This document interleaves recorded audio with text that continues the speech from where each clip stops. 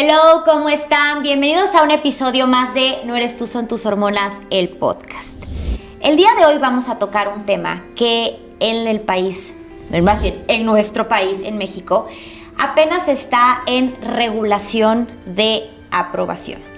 A pesar de eso, se me hace un tema muy interesante que científicamente hablando se está estudiando cada vez más y más por todas las cosas tan asombrosas que se ha llegado a descubrir con estas sustancias. Este episodio es de carácter completamente informativo. Si tienen dudas, acérquense a un profesional de la salud que se dedique exclusivamente a la investigación de este tema. Y bueno, les quiero presentar a mi colega, que la conozco de hace muchos años. Estudiamos la carrera juntas y ella es la doctora Joyce Braverman. Hola, Gladys. Estoy contenta de tenerte aquí, que no he dicho el tema, pero ahorita vamos a entrar a profundidad. Gracias por venir. Gracias por invitarme. De verdad, creo que es algo que esperé mucho y sobre todo algo que yo siempre les digo a todas las personas que nos ven. Siempre trato de escoger a la persona ideal, correcta, para el tema del episodio. Sobre todo que tenga la experiencia y que aparte de tener la expertise en el tema, sea una persona humana y que vea la forma de poder ayudar de manera integrativa. Entonces, hoy vamos a hablar. Bueno, dejo que te presentes para que sepan perfectamente bien de qué vamos a hablar. Perfecto. Primero que nada, muchas gracias por invitarme. Admiro muchísimo tu trabajo. Gracias. Soy muy proactiva y muy creyente de lo que haces. Realmente se complementa muy bien con este tipo de terapias. Me presento rápidamente. Soy la doctora Joyce Braverman. Estudié contigo en Anáhuac. Hice medicina general y posterior a eso hice una especialización en investigación y terapia psicodélica en California, en una escuela que se llama el Instituto Integrativo de California, o CIIS, en donde es uno de los primeros programas para médicos, terapeutas y otro perfil que es gente de clérigo, se puedan certificar en terapia asistida con psicodélicos con el fin de legalizar y promover este tipo de terapias de manera totalmente profesional para ayudar a ciertos casos que hoy en día no tienen tratamiento. Ok, eso es algo real muy impactante de escuchar al menos, sí, ¿no? Porque siento que como seres humanos, al ser diagnosticados de algo o al haber tenido un evento muy delicado que pueda mermar nuestra calidad de vida, el que te digan no hay un tratamiento como tal es hacia dónde voy o dónde estoy.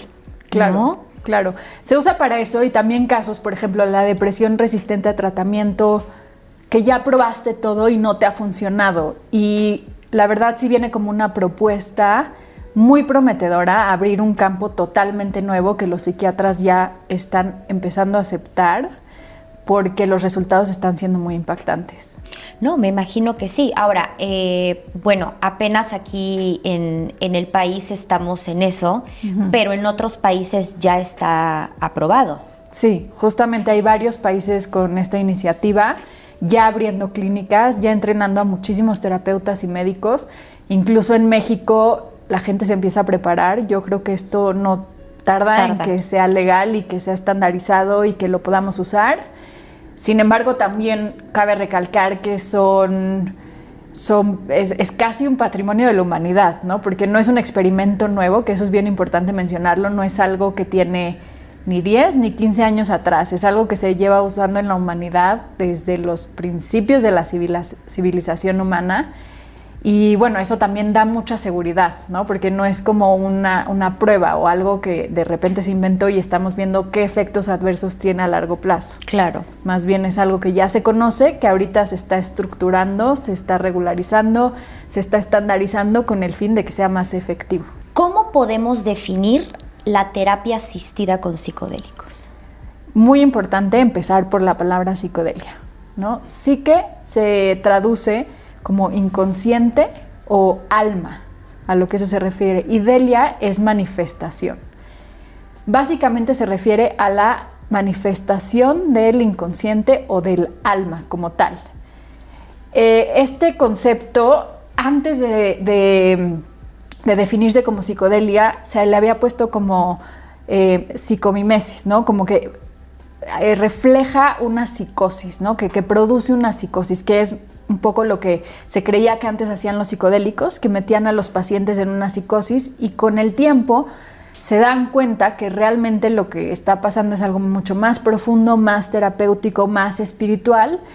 Y ahorita podemos tocar un poco el tema de la historia de cómo se introduce al gremio médico, pero básicamente es usar un modelo terapéutico con una herramienta que son estas sustancias que permiten la manifestación del inconsciente, o sea, los psicodélicos, para tratar enfermedades psiquiátricas en específico, aunque ya se está ampliando un poquitito más el campo. Ok, o sea, podríamos decir que es como hacer una introspección. Justamente. Okay. Es poder ver al cerebro o al pensamiento o a la mente a través de la mente. Es básicamente como poderse observar a sí mismo como uno piensa. Que es lo más difícil. Es lo más difícil. O sea, porque realmente, a ver, si estamos hablando de una terapia normal, sin uso de estas sustancias en particular, y es una persona que a lo mejor lleva mucho tiempo en una terapia con un psiquiatra, con una psicóloga, el poder entrar en el ser humano, en la mente del ser humano, es muy difícil.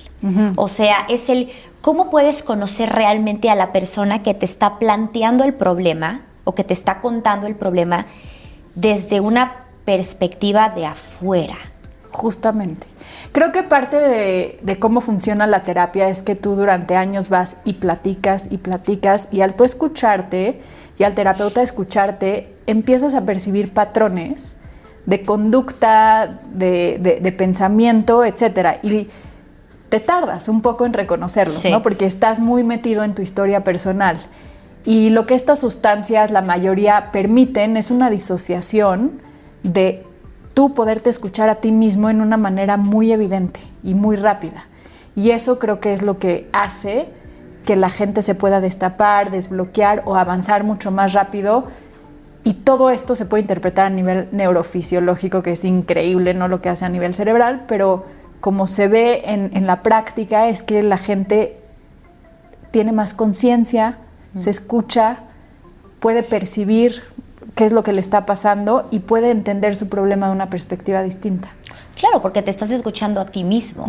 Entonces, yo creo que uno de los problemas que hay cuando un paciente tiene algún problema emocional es que estamos bloqueados con esa parte, o como tú dices, es un círculo en el que estamos con esa emoción, con ese problema. Y el percibirlo a lo mejor en un ángulo mucho más grande te va a permitir llegar tanto a saber de dónde viene el problema como a solucionarlo. Justamente. Y a tener la motivación para cambiar tus hábitos, que al final es lo que normalmente solucionan el problema. Sí.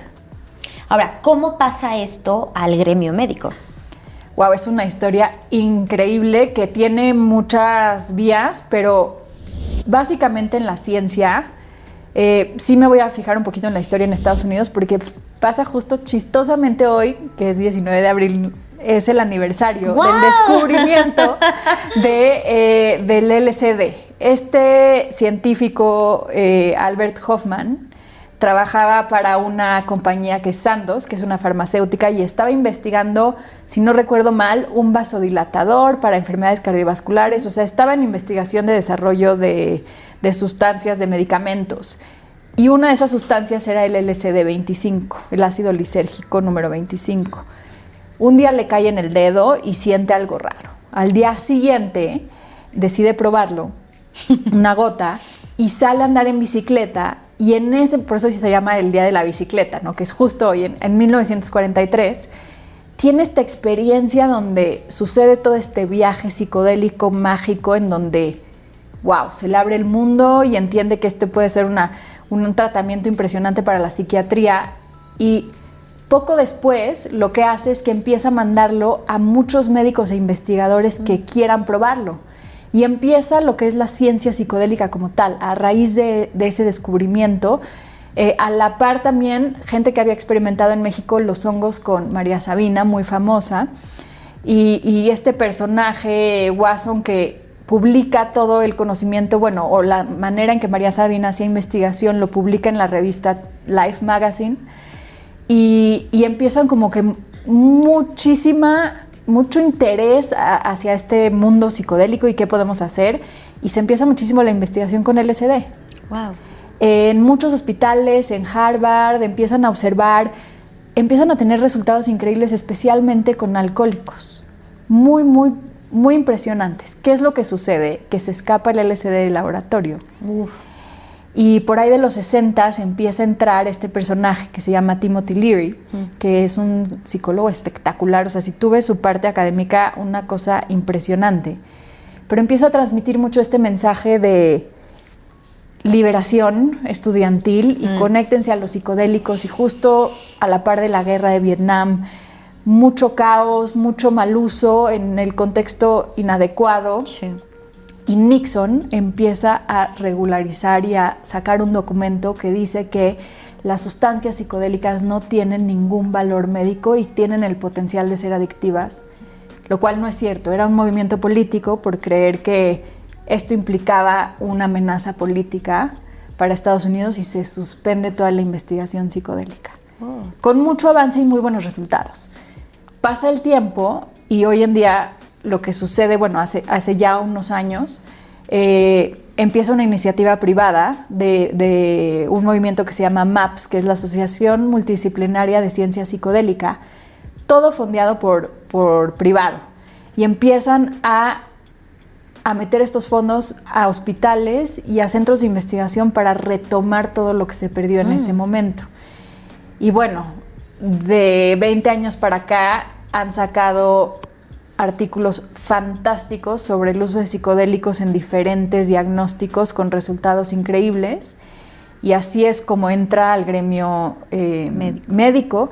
Todo este tiempo, desde los 60s que se prohíbe hasta los últimos años, se quedó esta investigación, pero mucho en el, como se dice en inglés, underground, abajo de la tierra, ¿no? Se quedó practicando, pero no de una manera científica, no de una manera formal, no generando conocimiento. Y lo estamos retomando, y ahorita está teniendo un impacto enorme, porque también el aumento de las enfermedades psiquiátricas ha sido brutal. Sí. A raíz de guerras, a raíz de pandemias. Sí. Y es una herramienta muy, muy necesaria en estos días, entonces se ha acelerado mucho el apoyo hacia la investigación. No, y sobre todo también a nivel de vida, porque creo que, y mira, y en un episodio previo lo hablaba, creo que el ser humano vivimos al 1000 por hora, pero muchas veces era lo que decíamos, una cosa es ser productiva y otra cosa es que ya te esté dañando la salud, ¿no? Por supuesto, sí. Ahora, que esto sé que les va a encantar, porque pues van a decir, ay, sí, psicodélicos y demás. ¿De cuáles estamos hablando? O sea, ¿cómo se clasifican? ¿Quiénes son estos psicodélicos? Tenemos los psicodélicos clásicos, que son los hongos, que el compuesto activo es la psilocibina, la ayahuasca, que contiene DMT, dimetiltriptamina. Dentro de esa categoría de dimetiltriptamina también existe el famoso bufo alvarius, que es 5-MeO-DMT. Tenemos también lo que se conoce como changa, entre otras sustancias que contienen DMT, que se consumen inhaladas o fumadas. Y tenemos la mescalina, que son los cactuses, peyote, San Pedro, entre otros. Y otro psicodélico que también se considera psicodélico clásico es el LSD, el ácido lisérgico que hablábamos, aunque es semisintético, también es un psicodélico clásico. Y estos entran como un gremio. Ahora, hay otros dos, el MDMA o el éxtasis, que también se usa de manera terapéutica, que se clasifica más como un empatógeno. Porque no produce un viaje psicodélico, sin embargo también entra dentro de esta categoría, y la ketamina, que es una anestesia disociativa, que también tiene mucho uso terapéutico. Ok, ahora, dentro de la psilocibina, que es de los que más ahorita está agarrando muchísima fuerza, Ajá. ¿cómo se les da el uso? El uso.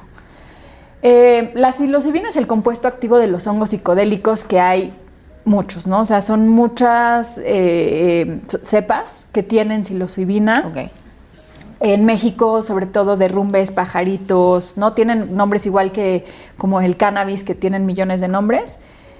¿Cómo se usa? Hay diferente uso de gramaje según el tipo de terapia que estés buscando.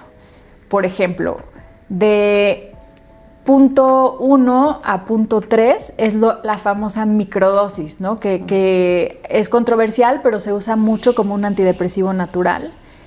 Luego, de punto 3 a punto 5 es una minidosis que tiene también más uso clínico para dolor, para migraña, entre otras cosas.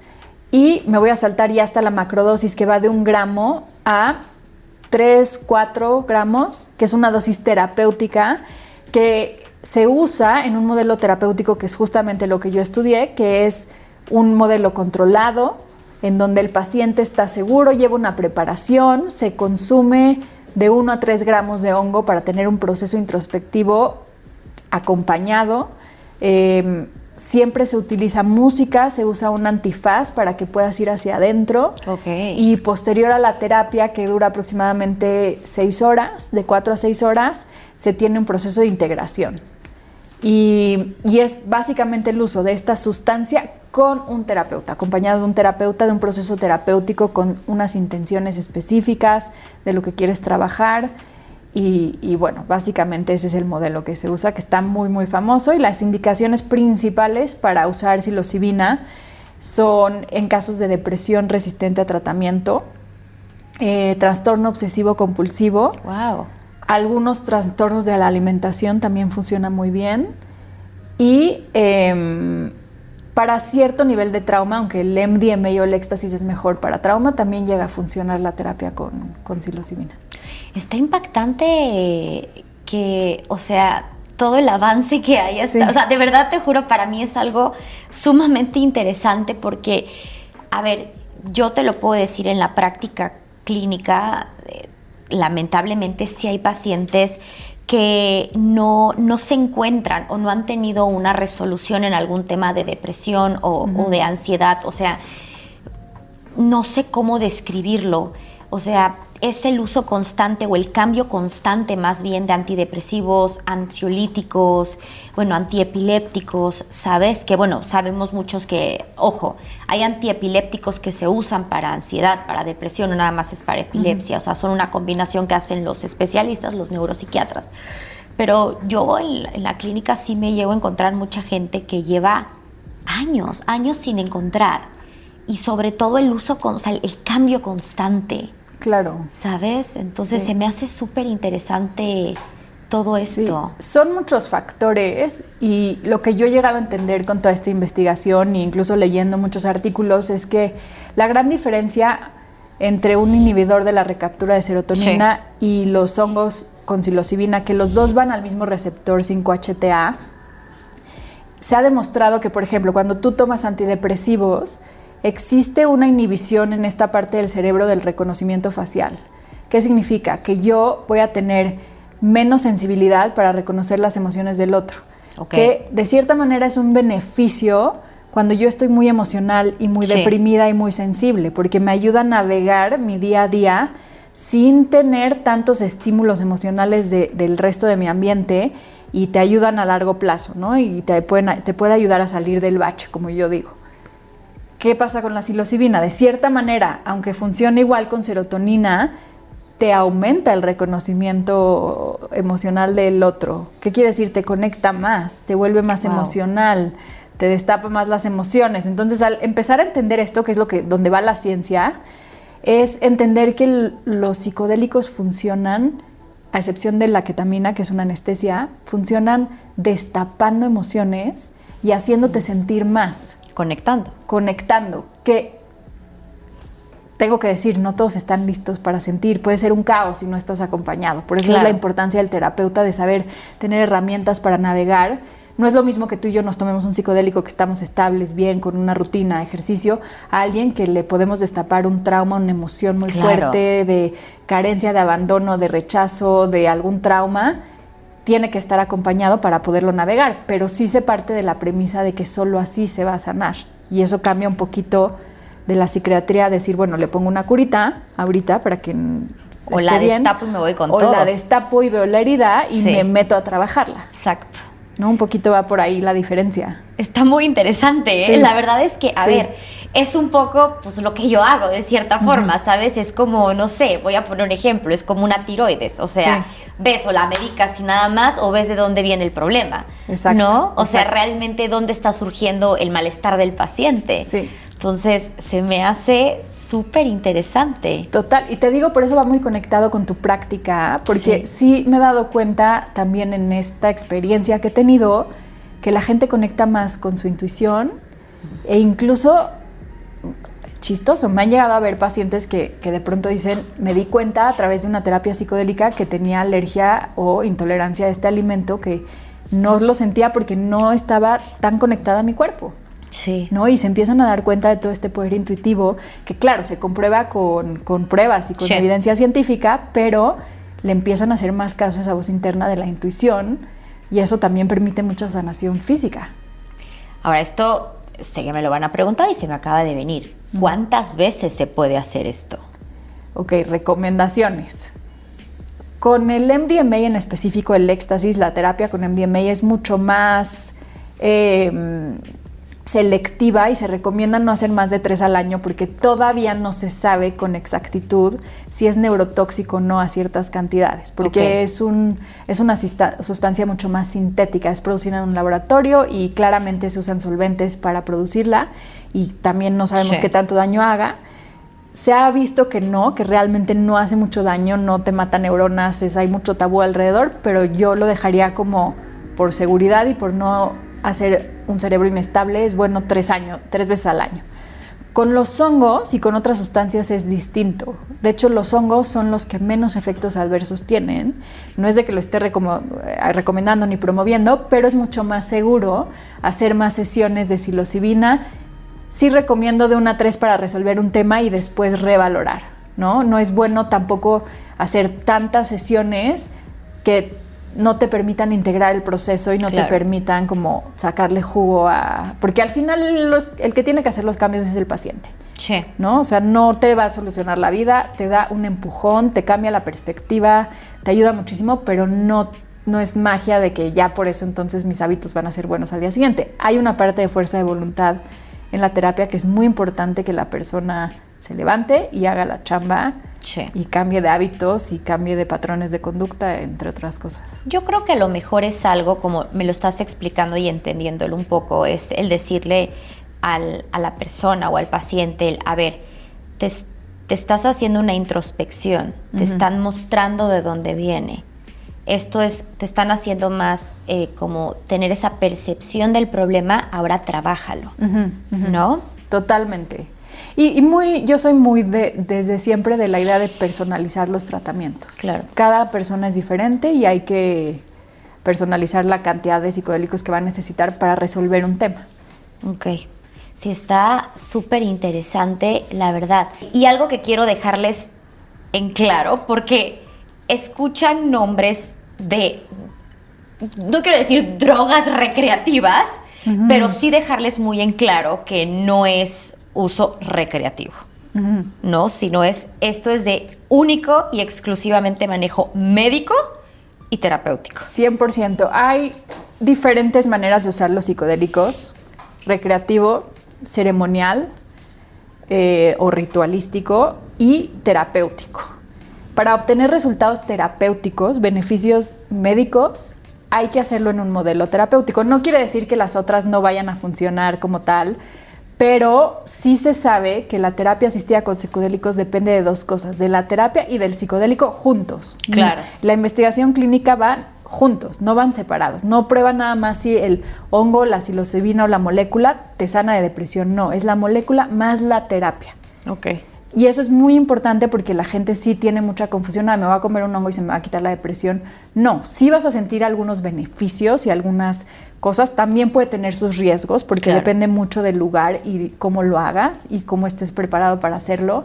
Pero para tener realmente un beneficio y un resultado médico, clínico, se tiene que hacer de manera acompañado, terapéutico, con un profesional de la salud. No, y sobre todo, mira, yo algo que les hago mucho énfasis en todos los episodios es con gente preparada, certificada, que sea médico y siento que eso también va a ser, como tú dices, la diferencia hasta en el proceso de que vean los resultados como hay, ¿no? Por supuesto. Si quieren hacer una terapia objetiva, tienen que saber por qué la están haciendo y para qué la están haciendo. Ok.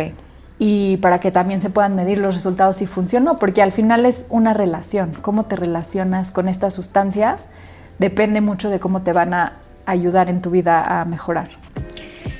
Estuvo bueno el tema, pero como siempre ya se me acabó el tiempo, pero bueno, si quieren saber más del tema, dejen sus dudas en los comentarios. Cualquier cosa o que tengan, hay profesionales de la salud que se han dedicado a investigar esto, entonces, bueno, dejo las redes sociales por aquí. ¿Algo más que quieras agregar, mi querida Joyce? Pues muchísimas gracias, estoy al servicio en mis redes sociales para todas sus preguntas y somos muchos médicos y muchos terapeutas ya formándonos en este nuevo gremio y me da mucha ilusión poder tener cada vez más profesionales en esto que les vamos a poder ayudar e informar y acompañarlos en sus procesos. Muchas gracias por estar aquí. A ti, Gladys. Bye.